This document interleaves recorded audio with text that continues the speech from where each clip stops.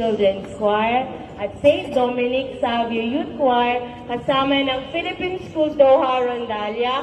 Maligayang Pasko po sa inyong lahat.